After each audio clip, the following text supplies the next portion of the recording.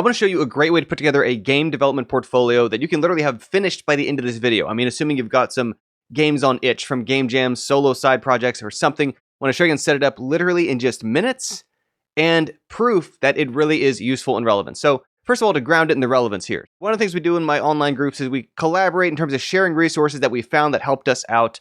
Recently, one of our members, Patrick Moffat, landed a AAA gameplay engineer role.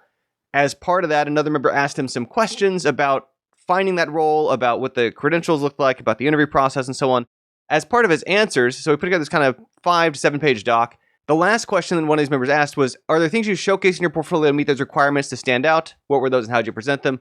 Patrick clarified, I edit my resume for most roles to focus on what parts of my background best match the requirements. In this case, I ended up adding more detail about my experiences using behavior trees, both in Unreal and creating my own Unity. Otherwise, my resume and portfolio were mostly in the normal state. But here's the important part for what we're talking about today. I have a custom website at moffat.dev, though it has fallen out of date. And I have no idea if they looked at it. I do know they definitely did look at my itch credits page at, here's our itch URL.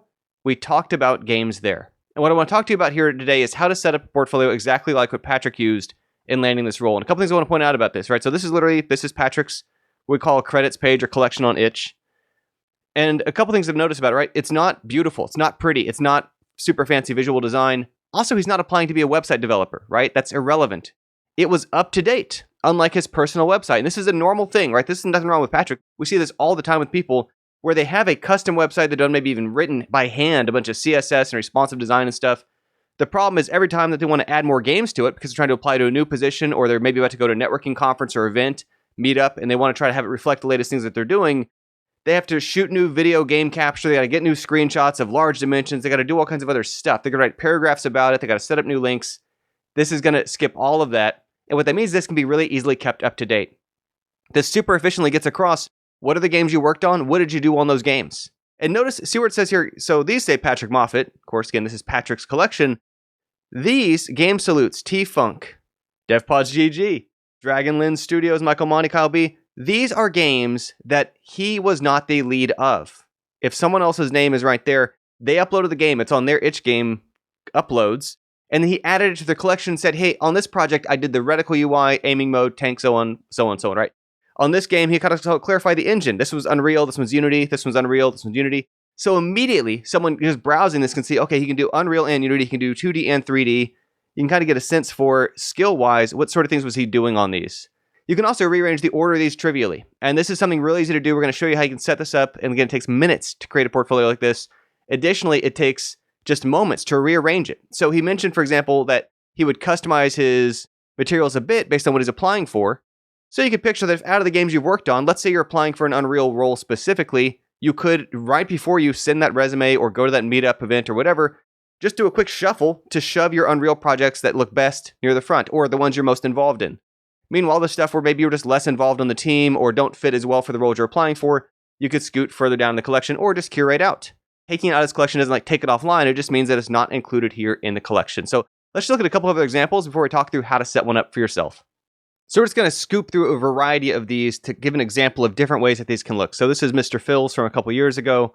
Again, keep in mind, right, he didn't have to re-upload these games. These games are already put online by the leads of those projects, and he could put down here very efficiently what he did on each. And even though these games here are all things that were done in DevPods GG, part of what's great about these itch collections is that you can include other games in it. So for example, in Patrick's, about 70% of it was games we built in the DevPods GG community. The other 30% were solo projects, side jams, etc. Here's one from Dr. Patrick McEwen in our groups.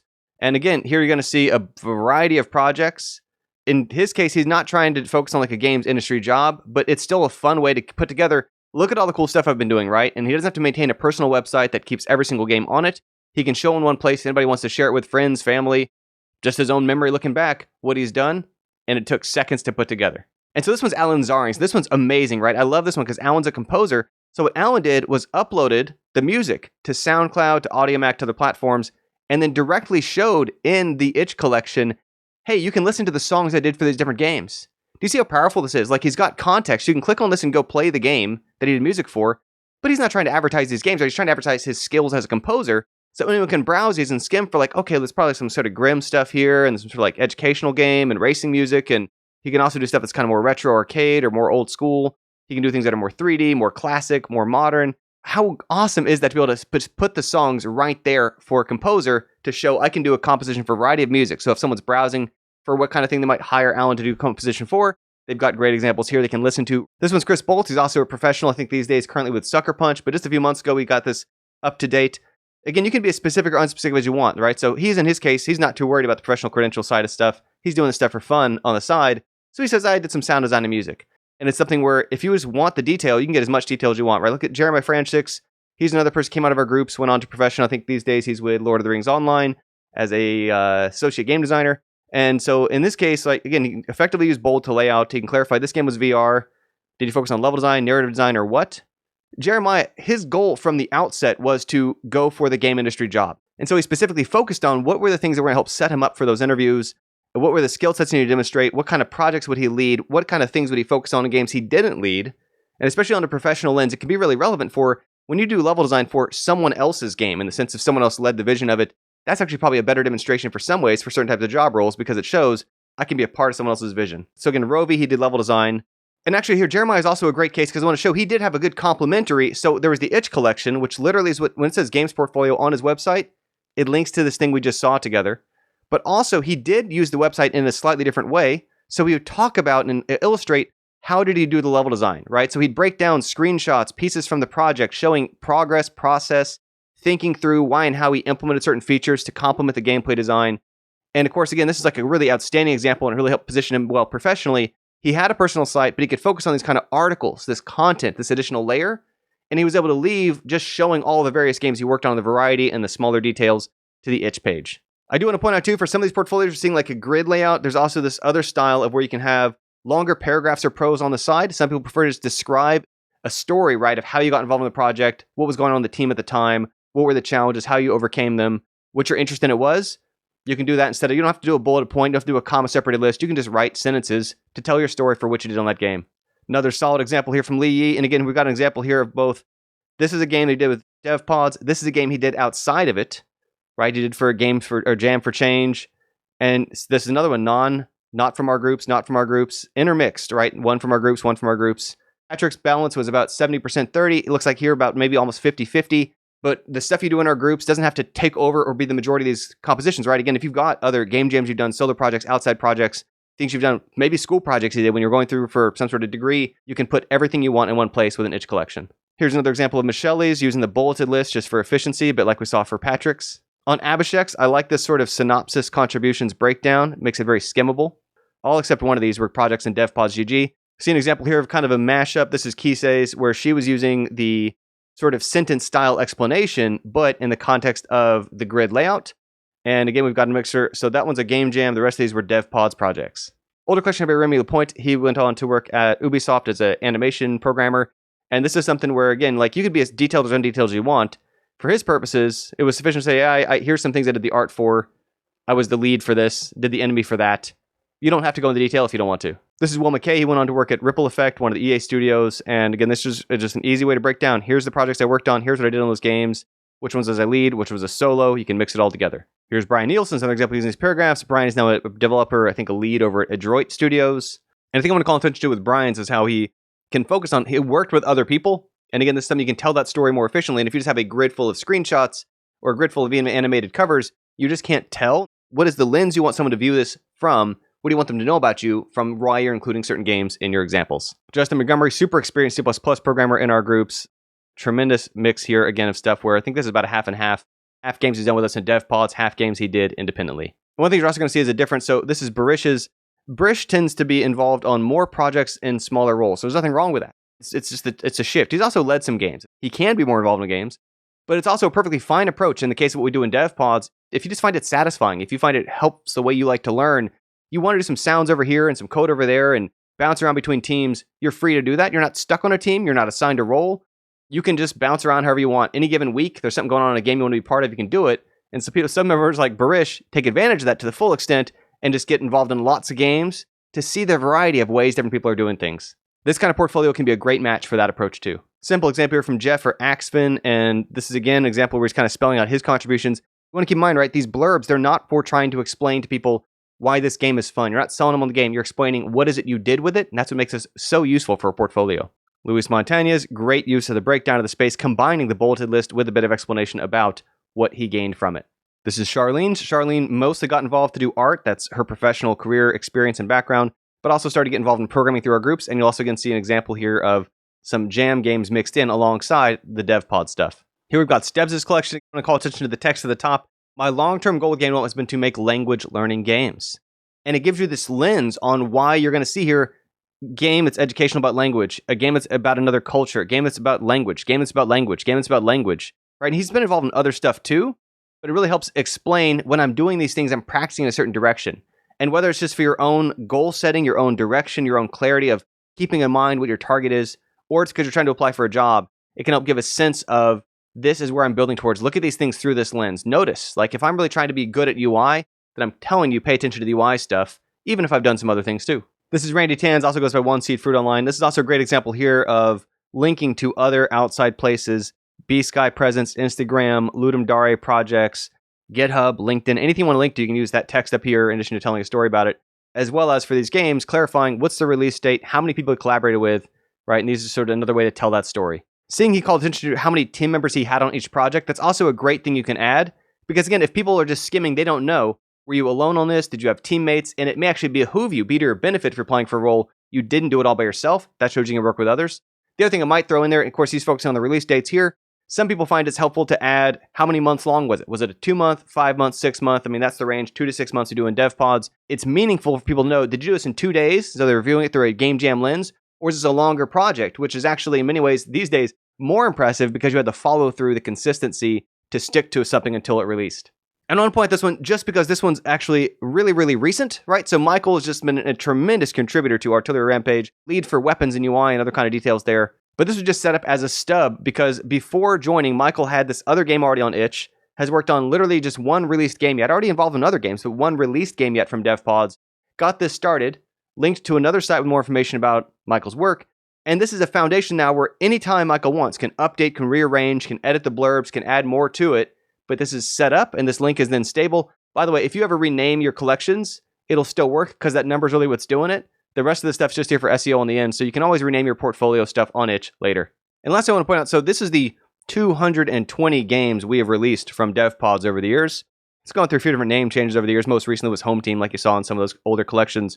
And every time DevPods releases a game, we put it on the same big collection with the same information that we can go back through the GitHub, get exactly who did which contributions to their credits, because it simplifies people compiling their own itch collections later. About this point, I realized I've been going on for talking about too many other examples. Let's walk and talk now through a real demonstration. I'm going to set up a call here with one of our members who has led a couple projects, contributed a couple projects, did not yet have an itch portfolio created. Going to show you how easy it is to do in real time.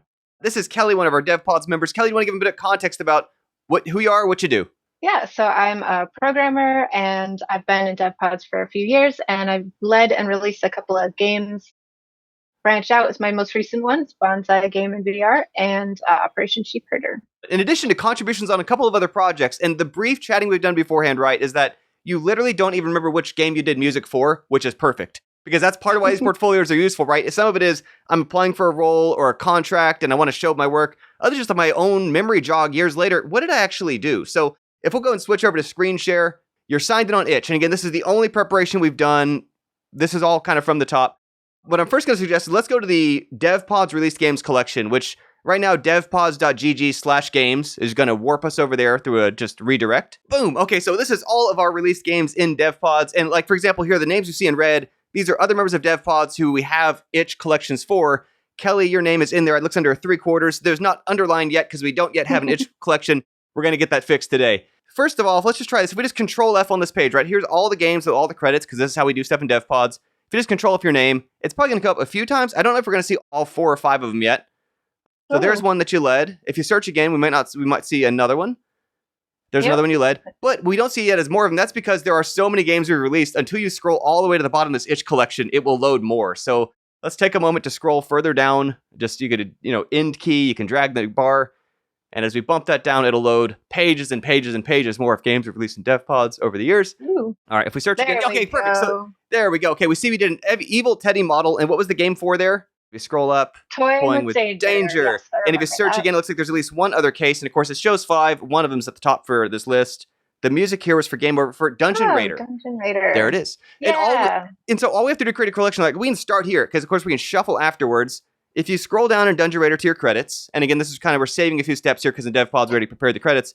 Okay, music for Game Over. If you just copy music Game Over, and this is where if we wanted, we could also include what's the engine, what's the number of teammates, how long was the project. We'll skip all that stuff.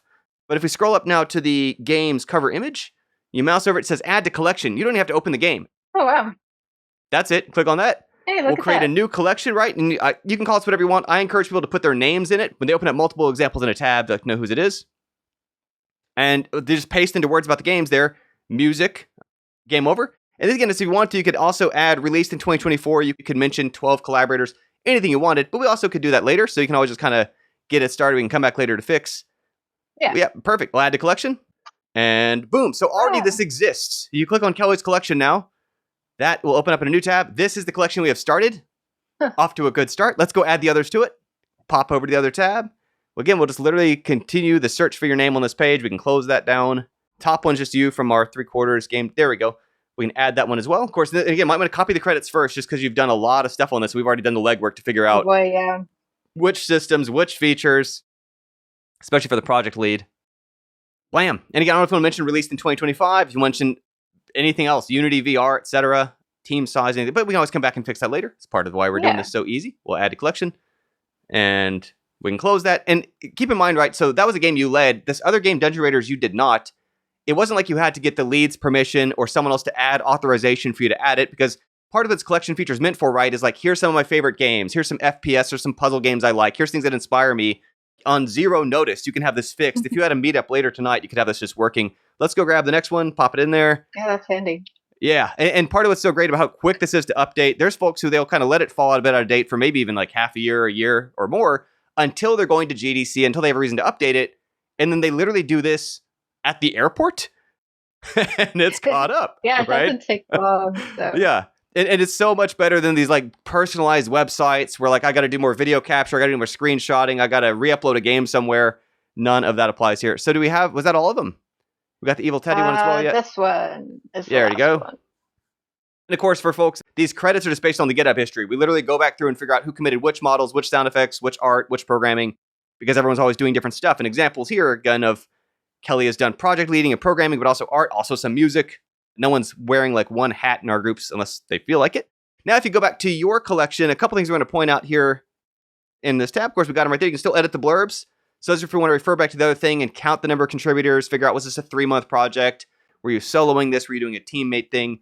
Whatever helps the portfolio stuff. In terms of the order, and this is, again, like I think it worked out here. So Toying with Danger, you're not as involved on that one. So for fixing the order, this is a slightly wonky thing, I'll acknowledge. If you click on Edit Collection up at the top left, there's two things we want to point out here. One being where it says description. So there's actually this extra field of text here where you can say anything you want. So you could say, I am primarily a programmer, or I specialize in educational games. Here's my LinkedIn link. Here's my online profile. Anything you want to put here. But when it comes to rearranging the games where it says your library, there's a link up top center. Yeah, that's the one. So here, down where it says Kelly's collection. All my cats. Amazing.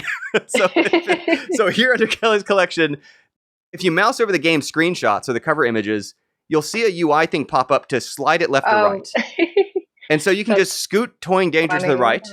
And again, like, so this is like if you were applying for a VR contract, you scoot the VR thing to the front. Music thing, whatever, you put that up front. Unity thing, put that to the front. Unreal thing, put it to the front. And you can shuffle down because it's either, for whatever reasons, you're not as involved with it. It's not as relevant to the people you're going to look at it. If I'm going to a Godot meetup, I might push the Godot things to the front of my profile for the evening and then switch it again later. Very light and easy to rearrange. The only catch, again, is that this is on a different page than that edit blurbs, edit description stuff. It would have taken me a bit to find that. So well, and also you'll see like show on my profile, right? So if you click on that checkbox here for show on my profile, you go to tiny zigzag in the top right. If you click on just your username in the top right, I think that'll take us to your page. Yeah, and so now it's going to show the collection right there on your main profile, which for some folks, and again, this is like on the main side, it's going to show games you uploaded. But for all the other games you were a teammate on, collaborator, contributor on, and although these are all DevPods games, right, this is the same way that if you have other games on itch you did professionally on game jams on the side, you can just as easily add those. This isn't somehow a unique feature limited to DevPodsy stuff. This is any game on itch. Seems like we got it working. I don't have any thoughts, questions, things you might want to update in your own collection. Yeah, so you can display like multiple collections on your profiles. Yeah, so That's if you wanted cool. to literally, you could have different collections to show like, here are the Unreal games I worked on, here are VR games I worked on, here's educational games I worked on. Mm, You can staple as many on your profile as you want if that helps you organize your portfolio stuff. very cool. And anytime a game releases, you just go back to the collection, control F your name. Or again, not you can just catch them up too on a moment's notice of when you're about to go to some Mm. meetup for Boston Game Devs or something else. I love that my teddy bear is the first one on Toying with Danger. And of course, for people watching who are curious, like when you mouse over our cover images, they animate. That's literally because for our cover images on itch games, we just use animated GIFs, and those will autoplay when moused over. That's the thing we traditionally have done. We might slacken that up in the time ahead, but that is why any of our screenshots when you mouse over it does a video. Of course, one reason why I do that is our group skews more programmer heavy than artist heavy, and so oftentimes seeing our stuff in motion better represents the things we've accomplished in a still image. Yeah, Yeah. this is handy. Thank you for sharing. If there's a way you can focus on what are the things you did that are going to be relevant for this part, and maybe you downplay some of the stuff that you did but isn't as useful. You did some 3D modeling, you don't look like you're distracted or off path. You can so easily update that in one place to look nice, to be so skimmable, to be standardized. This helps you tell the story. What did I do on which games? What were the projects like? So if you haven't done this in Itch, you literally can go create an Itch account, go to the games you've worked on, released, even if they were games that other people on your Game Jam teams uploaded or other people on your student teams uploaded, or maybe you're just sitting around your own Itch account. Maybe they're on the account of a company who paid you to do some small project for them. Add those to a collection. Start to craft your story. What have you done? What did you do on each game? A bit about you, maybe some links. Get that collection started. And then, if you'd like to really grow that collection, come join us in DevPods GG. You're going to find a thriving community of other folks who are also building and finishing games together. Get more impressive games and game jams in your portfolio by the end of the year, doing just what you want to do. No one tells you what roles, no one tells you what projects. You bounce around freely to whatever seems fun or interesting or useful to you. And you can then tell that story on your custom itch portfolio, just like the example just saw here. Most of our people have full-time jobs. Many have kids. Some have full-time classes. We are built around making the most you can out of the few hours a week you already have for game dev. We make sure that adds up and comes together and aligns towards releases. If you can do a game jam level thing, you can pitch and lead a project in our format, and we will help you find teammates and bring everybody together. I want you to be able to focus on the code, on the skills, on the modeling, on the sound, on the art, on the building your portfolio, doing the things you want to do. I'll be out there doing stuff like this to help bring in and match make other developers to be teammates with you. We onboard people into a process that makes it easy to jump into a project midstream. So if you've had frustrations or troubles in the past trying to find other collaborators online, trying to figure out access to networking events that just weren't in your area, we have solved that for you in DevPods GG. Join us in DevPods. We've got a great deal going on, adding several more games, even by the end of this year, to your itch collection portfolio. We're the best way to do it. So find out all the details at DevPods GG and look forward to building games together. My name is Kelly Mark, and I joined DevPods a few years ago. I met Chris at some event for game developers, and he explained it to me, and I was like, why isn't everybody in DevPods? This seems like a perfect place to learn, to work on things. And I had a game at the time that I had wanted to make, but it was just overwhelming to do it all myself. I was relatively new to programming still, and I just had kind of forgotten about it for like a year. So I pitched the game and I led it, and Operation Sheepherder was born into the world last year.